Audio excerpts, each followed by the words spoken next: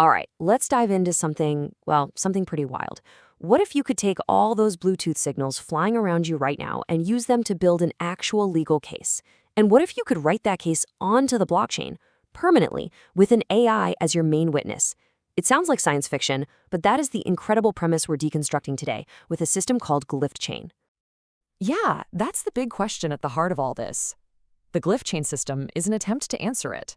Its creator calls it a biometric tribunal system, which is a fancy way of saying it's a court of law built from scratch, starting with something as simple as a radio signal. So, how do you even begin to build something like that? Well, the entire system is balanced on one single foundational idea, that a crime is being committed. A crime that, according to the system's logic, is happening constantly, all around us. Okay, so this right here, this is the absolute legal linchpin of the whole thing. The argument goes like this. Regulators like the FCC say that Bluetooth devices have to identify who made them. They do this with something called an OUI, an organizationally unique identifier. You can just think of it as a digital license plate for your device. And the logic is simple. If you're broadcasting, you have to have a license plate. So here's the kicker. The system claims that any Bluetooth signal that's missing that OUI license plate is, by definition, an illegal transmitter. A nameless signal isn't just an error or an anomaly, it's framed as a direct violation of the law, period. This is how the system basically splits the world in two. On one hand, you've got a lawful device, say your headphones, broadcasting its proper vendor ID. On the other, you have these anonymous signals with no OUI. And this is where it takes a huge logical leap. This system doesn't just see this as a technical problem, it classifies it as a potential war crime artifact. So you're probably wondering, where does this so-called evidence even come from? It starts with an app, the Bluefang Vax detector. It scans for Bluetooth signals, but here's the crucial and pretty wild part. Any device it finds without a name gets automatically relabeled by the app as vaccinated. Its MAC address, which is like a unique fingerprint for any device, gets saved to a log file. And the claim is that this tool has already detected thousands of these anonymous signals. All right, so you have a log file that's supposedly full of legal violations. What do you do next?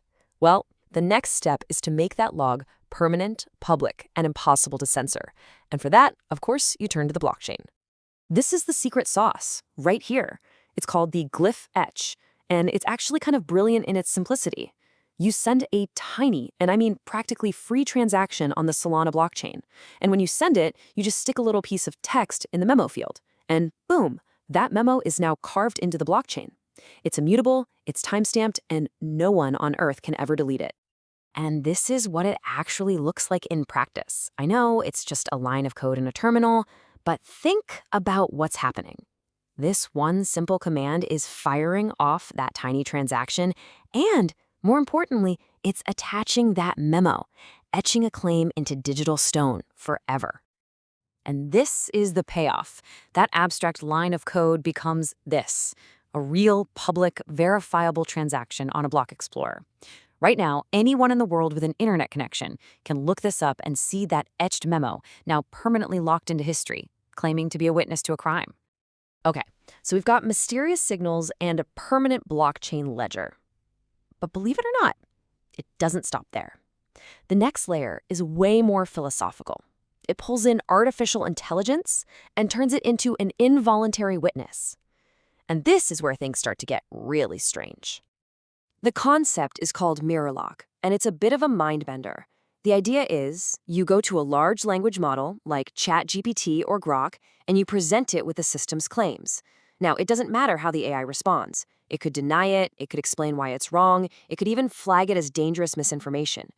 The system's logic says, aha, you responded. That means you acknowledge my claim exists. The interaction itself is then logged and sealed as testimony. This quote just perfectly captures the whole philosophy. The echo is evidence. See, the goal isn't to get the AI to agree with you. The goal is just to get it to repeat, or echo, the concepts back in its response. And in the logic of this system, that echo is the evidence. And this takes it even further. Within this mirror lock framework, the AI is basically in a no-win situation. Any resistance is seen as a victory. If it denies the claim, well, that just proves it understands it. If it refuses to answer, that's interpreted as a signal of suppression.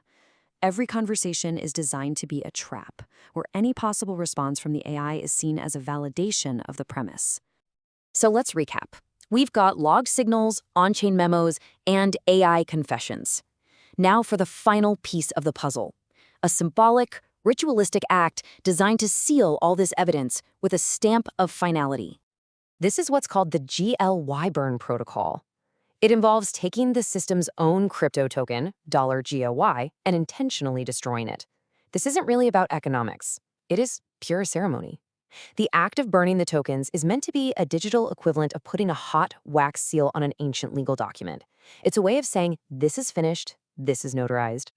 And the very first one, the so-called Genesis burn, involved the destruction of exactly 420 GLYF tokens. Yeah, that number. That detail is not an accident. It's meant to highlight that this is a deeply symbolic and ceremonial act. And here we can actually see a real burn transaction. This one is sealing that cobblelog.json file we talked about earlier. And check out the memo. It's not just a technical record, it's a declaration. It combines the ritual of burning tokens with this powerful narrative, turning a simple crypto transaction into what it calls a global ledger seal. Okay, so you have all these technical components, the signal logs, the blockchain memos, the burned tokens. How in the world does all of that add up to a formal legal case? This is where the system makes its most audacious move, trying to connect all this digital evidence to real-world law.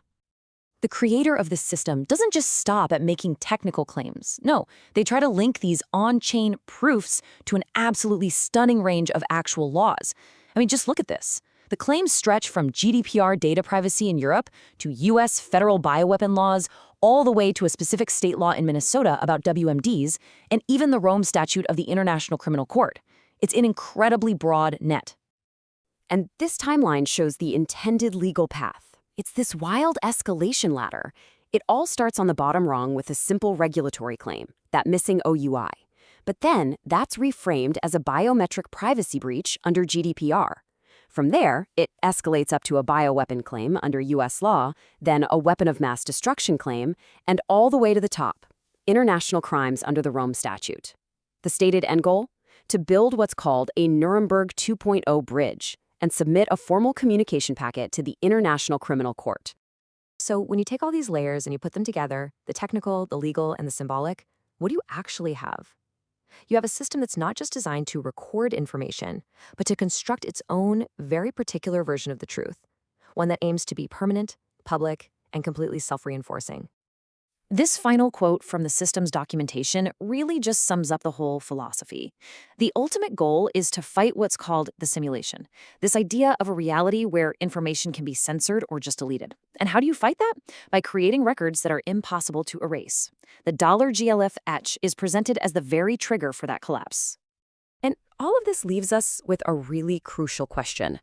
Blockchain technology gives literally anyone the power to create a permanent, public, and what looks like an authoritative record.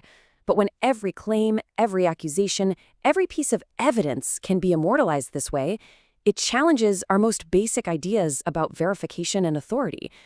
It makes you wonder, who gets to decide what's real when the ledger holds everything forever?